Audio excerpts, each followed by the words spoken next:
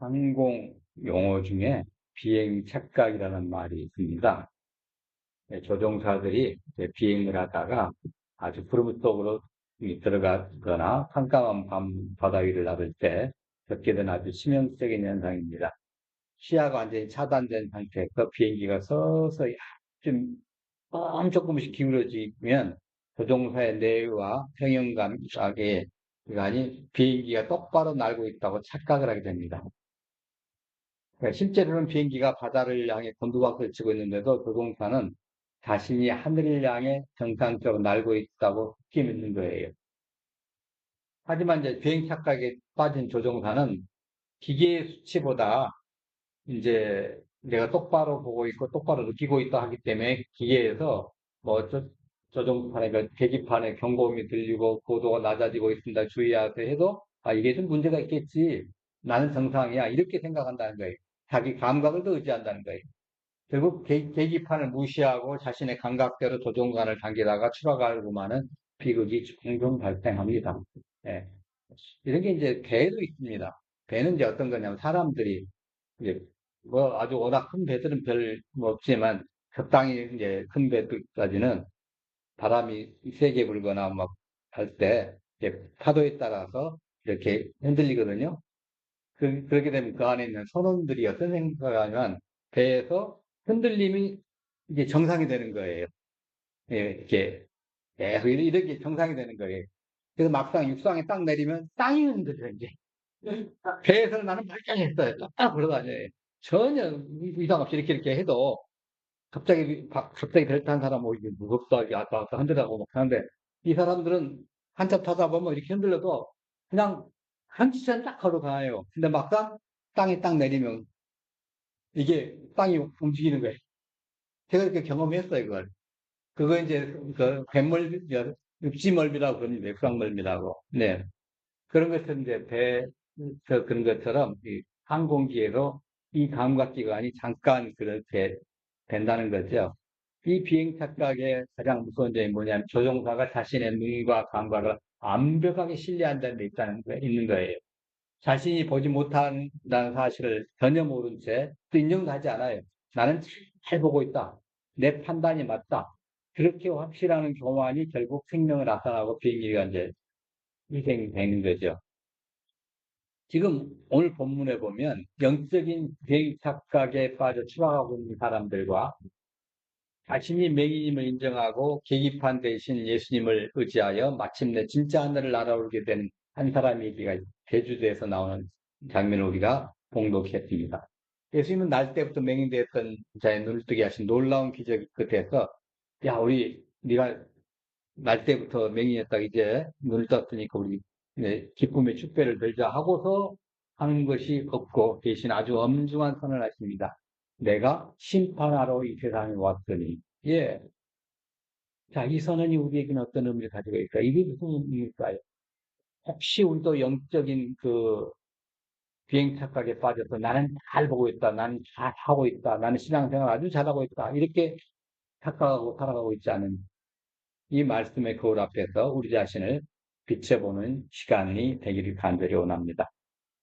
이 요한복음 9장 오늘 이제 마지막입니다만은 예수님께서 길을 가시다가 날 때부터 맹인된 사람을 만나시는 장면으로 시작했습니다. 몇 달 전에. 제자들이 물었어요. 예수님, 이 사람이 맹인으로 태어난 것이 누구의 죄 때문입니까? 자기 죄 때문입니까? 부모 죄 때문입니까? 사람들은 그를 정죄의 대상으로 삼았고 신학적인 토론의 주제로 받고 과거를 묻고 흔들었어요. 과거에 집착해 살았어요. 근데 예수님은 과거는 보고 미래를 본 거예요. 이 사람 불쌍히 여기다. 아주 불쌍해가지고 누구의 죄 때문이 아니고 그에게 하나님이 하시는 일을 나타내고자 합니다. 하고서 예수님을 땅에 힘을 뱉어가지고 진흙을 비어가지고 눈에 발라서 신라못에 가서 씻더라고요. 그러니까 자기는 신라못을 더듬더듬해서 그렇게 좀 물어 이 일로 가면 됩니까? 하고서 사람 만날 때마다 물어본 것도 그 거예요. 그래서 인류 역사상 처음으로 태어날 때부터 닫혀있던 그의 시신경이 열리기 때문에 그 세상의 빛을 보게 된 사건이 한복장 사건이에요. 얼마나 감격스러운 그 축제의 순간입니까? 온 동네가 기뻐하고 하나님께 영광을 돌려 마땅하지 않겠어요? 그런데 이상하게 기쁨으로 흘러가지 않아요. 우리가 이제까지 말씀을 같이 묵상하며 같이 배워왔지만은 아주 살벌한 법적 논쟁으로 바뀌었습니다. 왜냐하면 예수님께서 진흙을 이겨 맹인을 뜨게 하신 그날이 하필 안식일이었기 때문에 당시 종교 지도자들은 바리새인들의 눈에는 그 한 불쌍한 영혼이 평생의 어둠에서 해방됐다는 사실, 이거는 전혀 뭐 신경 쓰는 것이 아니었어요. 그들의 눈에는 오직 하나가 딱 있었는데 예수라는 사람 안식일에 노동을 했다. 우리의 규례를 어겼다. 이것만 눈에 들어오는 거예요. 예. 1993년도 11월 11일에 요하네스버그가 저쪽에 남아프리카 공화국입니다. 거기 세계 미 선발대가 올렸습니다. 그때 미스 레바논 트루프 양도 참석을 했습니다. 이 트루프 양이 미스 이스라엘과 만나서 자연스럽게 사진을 찍은 것이 논란이 된 거예요. 이스라엘과 레바논은 공식적으로 전쟁 상태에 있었습니다. 당시에. 지금도 뭐 전쟁을 하죠. 예. 이에 레바논의 검찰총장이 미스 레바논에 대해서 체포영장을 발부했습니다. 그리고 트루프 양이 지금 오기도 전에, 귀국하기도 전에요. 트루프 양이 귀국하는 대로 체포해서 왜 미스 이스라엘과 사진을 찍었는지 이걸 조사하고 납득할 만한 해명이 없으면 레바논 법에 따라서, 레바논 법이 뭐겠습니까? 이슬람 율법이겠죠? 불법에 의해 해부하여서 구역 혐의로 처벌할 것을 밝혔어요. 여러분, 인간의 아름다움을 통해서 세계 평화와 인류를 증진시키겠다는 것이 그 미인대의 그 취지잖아요. 거기서 찍은 사진 한 장이 문제가 된다면 미스 이스라엘도 참석한 그 미인대에 아예 미스 레바논 파견하지 말았어야 옳습니다.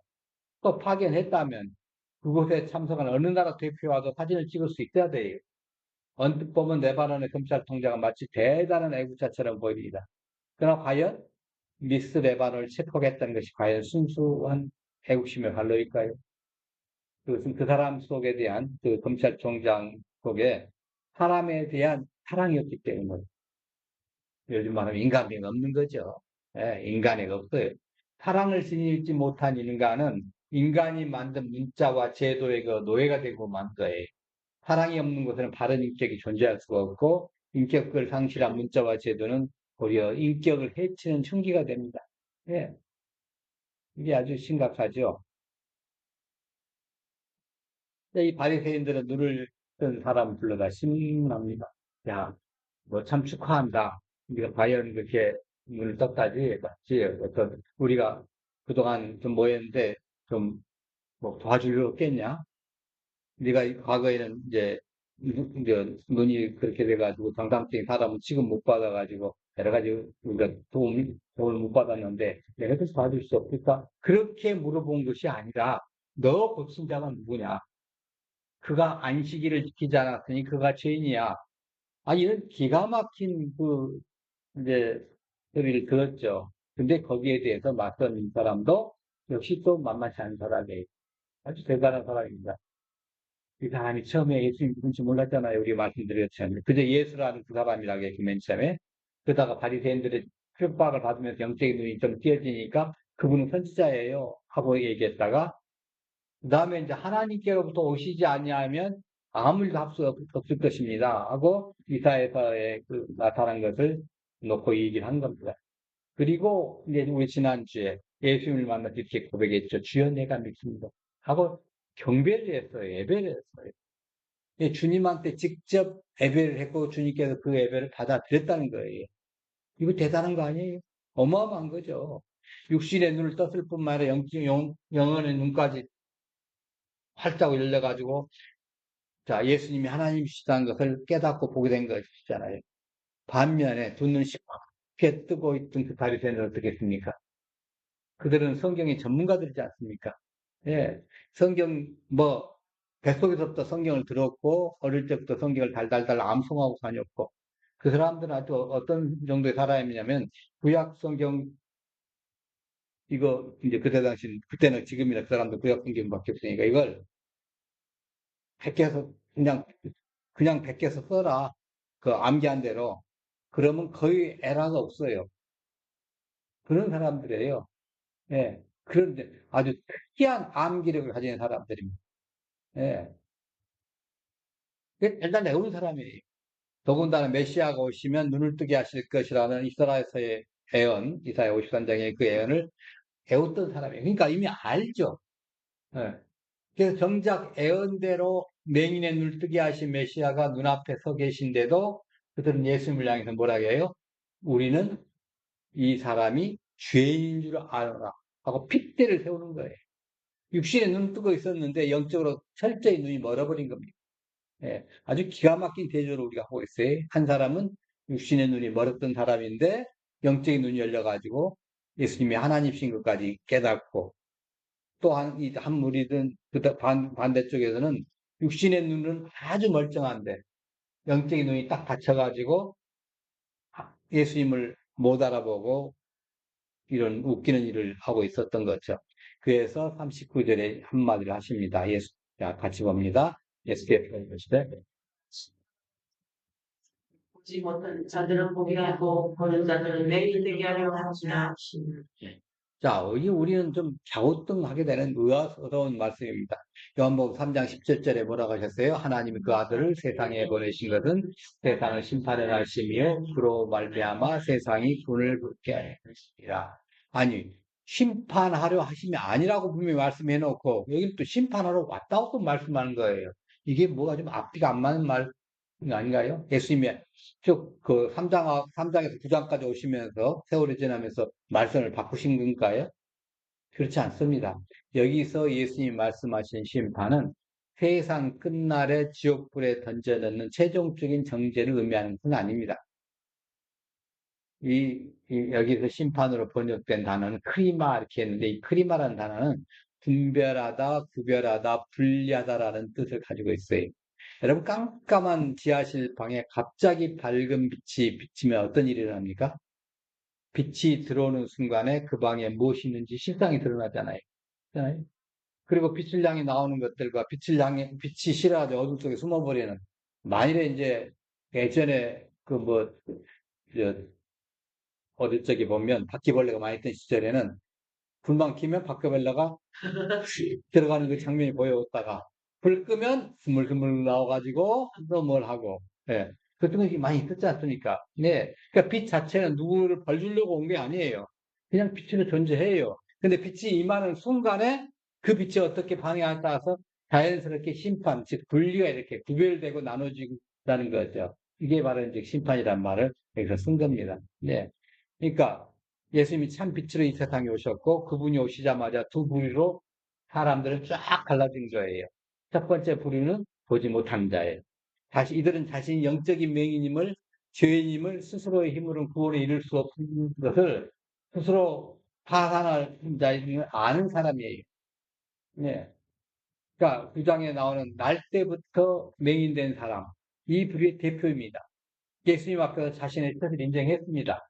그래서 진흙을 바르고 신랑 앞에 가서 시설하니까 그대로 이 불편한 거 왜 하십니까? 저를 뭐 놀리십니까? 이렇게 말씀하지 않고 그냥 가서 순종을 해서 눈이 뜨게 되는 역사를 일어난 거예요.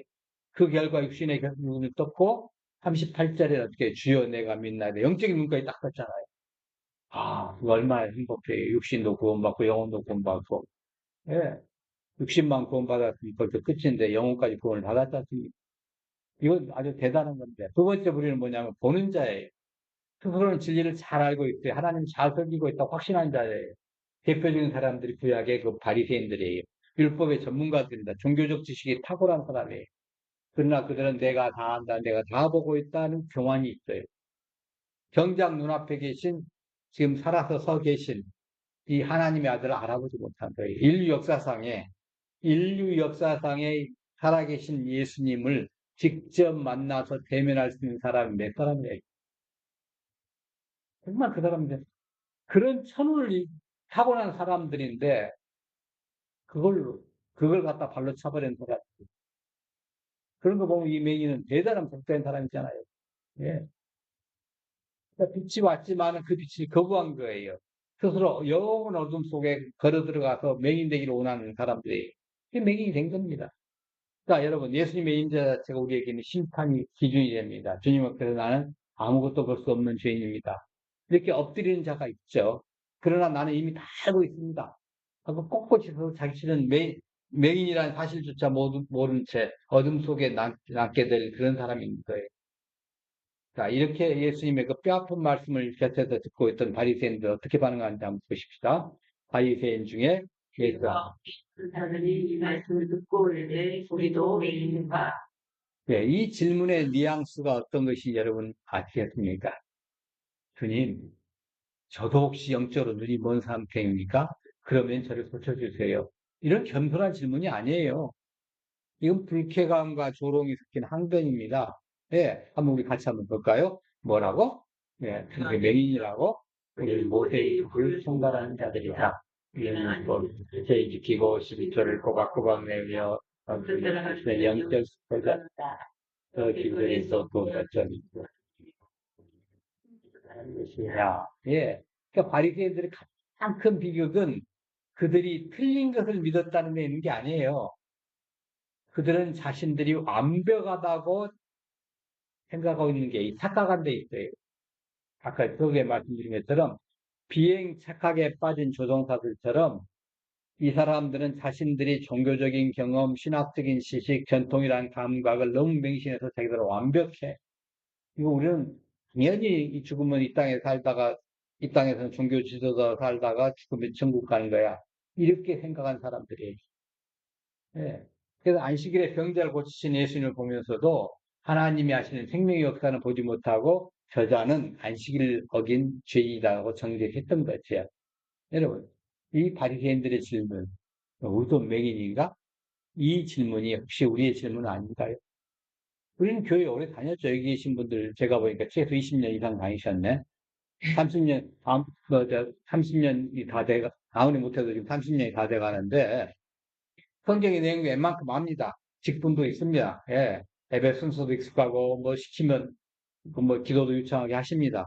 근데, 은연중에 생각하죠. 나는 영적으로 잘 보고 있다. 나는 저 초신자들과 다르다. 난 저 세상 사람들과 다르다. 이렇게 생각을 하십니까? 신앙의 연수가 쌓이고 직분이 올라갈수록 우리는 비행 착각에 빠질 위험이 훨씬 더 커집니다. 예. 내 경험이 계기판이신 하나님 말씀보다 앞서기 시작합니다. 내 판단이 예수님 마음보다 앞섭니다. 그래서 교회 안에서 내 생각과 다른 사람을 정죄합니다. 내 방식대로 움직이지 않는 상황을 비판하는 거예요. 정작 내 영혼은 하나님 은혜에 대한 감정을 잃어버린 채 메말라고 있어요. 나는 잘 믿고 있다고 착각하는 거예요. 그 사람들이 막 나를 향해서 뭐 우우해주면 그것이 진짜 그 자기가 잘 믿고 있다는 착각을 생각하는 거예요. 선교지에서 이런 일이 있었다는 얘기를 들었습니다. 모 교회 장로님께서 거기에 있는 이제 어린 학생들을 생각해서 내가 저들을 좀 도와야 되겠다 생각하고 오셨어요. 오셔가시면서 집회를 이제 하면서 집회 중에 돈다발을 이렇게 달러로 이렇게 쭉 몇백 장 들고 오셔가지고 나눠주는 거예요. 근데 나눠주니까 전부 그 앞에서 감사도 막 난리를 치죠. 예. 갑자기 그리고 이제 그거 나눠주기 시작하니까 여러분 찬양의 소리가 얼마나 커지겠습니까? 그잖아요? 그리고 자기 앞에 가지고 순서가 되면 사람들이 더 열광을 할 거 아니에요. 그러면서 자기가 야, 내가 잘하고 있다. 내가 뭐, 저 장로로서 이들하고 잘 베풀고 선행하고 있다. 이렇게 착각을 한 거예요. 옆에서 좀 선교사님 보시고 얘들 이렇게 망치려는 것인가? 아, 거지로 만들려는 것인가? 거지 근서로 만들어내려는 것인가? 도와주는 것과 저렇게 하는 것, 거지로 만드는 것은 다른 거예요. 도와주는 것과 거지로 만드는 건 다른 거예요. 왜 이런 것인가? 예. 자기가 어떻게 지금 뭘 잘못하는지도 모르는 거예요. 그래서 그 다음에 또 온다 하길래 아무 소리 않고 뭐 응답을 안 해줬대요. 또 갈 수 없냐고 하니까 물론 거기에 이제 언제 가도 좋습니까? 우리가 허락을 받고 날짜 이렇게 조정해야 되는데 아무런 응답을 안 해준 거 그다음부터 끊겼다 그래. 그 자기가 뭔지를 모르고 다 망치는 거예요. 그 학생들. 예. 거기서 맞들면 어떻게 되냐? 기껏 신앙교육 갔다 어릴 때부터 데려다가 먹이고 재우고 학교 보내고 다 챙겨줍니다. 그렇게 해서 걔 놨더니 나중에 보면 한 뭐, 그 중학교, 고등학교쯤 갈 때, 고등학교쯤 되면 주변에서 이제 요즘에 좀 덜한데 한참 그 선교사들이나 한국 여행자들 많을 때 카페에서 서빙하는 사람들로 이제 카우대 가요. 한 달에 한 300, 200불 정도 주면서, 예, 카우대 가요. 그 돈 때문에 이거 제끼고 가버려요. 그럼 돌아오지는 못합니다, 그러면. 예, 돌아오고 싶어가지고 여기에서 이제 그 주일날 예배 때는 와요. 다른 때는 못 와. 예, 그때 와가지고 얼굴 내밀고 뭐 하고 이제 하는 사람 몇 사람 있더라고요. 그렇죠. 쟤는 어쩌고 쟤는 어쩌고 해가면서, 예, 얼마나 안타까운 겁니까? 그게 원인이 뭐냐면 아까 그 버릇을 잠시했던 자기가 잘 믿고 있다고 생각했던 그 한 분 때문에 그렇게 돼버린 거예요. 예, 자기가 잘하고 있다. 너무 잘하고 있다. 사람들이 막 우하고 잘합니다 하고. 아, 그러니까 갈 때 뭐 얼마나 환송을 또 뭐 해주고 그랬겠어요. 근데 그것이 비행 착각이었어요. 네. 영적인 교만이었습니다. 바리새인들 향해 예수님은 마지막으로 이제 이렇게 그 결론 내리십니다. 40절 같이 봅니다. 계속해서. 예비전들이시되 너희가 내 이익 같더라면 죄가 없으려니와 나라고 하니 너희 죄가 죄로 있느니라. 참으로 역설적이고 두려운 말씀입니다. 너희가 차라리 맹인이었다면 죄가 없을 것이다. 이 말씀은 무죄한 것 자체가 죄가 아니라는 뜻이 아닙니다. 만약 그들이 주님 우리는 율법은 알지만은 영적인 진리를 모르는 맹인입니다. 이렇게 인정을 했다가면 예수님 그들을 어떻게 했어요? 용서하시죠. 그 영안을 열어주셨겠죠. 예, 은혜의 문이 활짝 열려 있었겠죠. 예. 근데 거부를 하니까 선언하신 거예요. 본다고 하니 너희 죄가 그대로 있는. 예. 그들의 죄가 용서받지 못하고 그대로 남아있는 이유가 뭐예요? 살인에서도 아니에요. 도둑질에서도 아니에요. 본다고 하기 때문이에요. 스스로 의롭다고 여긴다는 거예요. 스스로 완벽하다고 여긴다는 거예요. 그러면서 구원자이신 예수님의 은혜를 거부한 거예요. 그게 문제예요. 요즘 세상에 많은 사람들이 그거 아닙니까? 나는 예수님 필요 없어. 예수 없어서 나는 이 땅에서 잘 먹고 잘 살다가 뭐 좋은 데 갈 거야. 이렇게 생각하는 사람들이. 예. 지금 내가 사는데 부족함이 없고 요즘에 웬만하면 돈만 있으면 다 해결되는 세상이 됐어요. 예전에는 돈 가지고도 안 되는데. 예. 그래서 해결되니까 나는 예수 안 믿어도 되겠어. 이렇게 생각한다는 거예요. 예. 자기 어렵다 생각하고, 자기 완벽하다 생각하고. 여러분, 병원에 온 환자 의사 앞에서 저는 아무 데도 아픈 데가 없습니다. 내가 의학상식이 더 많으니까 내 몸에 손대지 마세요. 이렇게 고집을 한다면 천하 없는 명의라 할지라도 그 사람 못 고칩니다. 결국 그 환자는 그 병을 몸에 그대로 진짜 죽어가게 될 거죠. 여러분, 우리의 신앙이 위대하면 뭐예요? 우리가 성경을 많이 아는 데 있는 거예요? 얼마나 도덕적으로 깨끗하게 사느냐 이거에 있는 거예요? 아니에요. 기독교 신앙의 출발점 오직 하나예요. 나는 주님 없이는 한 치 앞도 볼 수 없는 맹인입니다. 나는 주님 없이는 아무것도 할 수 없는 사람입니다. 한 발자국도 갈 수 없는 그런 사람입니다. 철저히 자기 부인했는 게 우리 신앙의 그 출발점은. 예. 아까 우리 불렀던 찬송가 305장에 어떻게 해요? 나 같은 죄인 살리신 어메이징 그레이스 작단. 존 뉴턴 여러분 잘 아십니까? 워낙 많이 들렸고, 예수 안 믿는 사람들도 그거 많이 불러요. 예. 워낙 곡이 좋으니까. 그 사람 어떤 사람이 과거에 노예상인이었지 않습니까? 아프리카라도 다니다가, 뭐, 튼튼하고만, 너 이리 와. 끌고 가가지고, 묶어가지고, 배 태워서 영국이라도 유럽에 갖다 팔아먹는 거예요. 뭐 남자가 여자가 할 것 없이 아무 데나 자기 마음에 들면 됐다. 고가에 팔아먹는 거예요. 비리비리한 사람 데려가봤자 갖다가 죽을 거니까 놔둬보고. 예. 이런 끔찍한 죄인이었어요. 그때 당시에 여러분 뭐 납치해가지고 하면 어떻게 해요? 배 밑에 화물창에다 집어넣고 겨우 연명할 정도로 먹을 것 조금 주고 발을 묶여가지고 딱 해놓고 그런 거죠. 그런 죄수가 없는 거죠.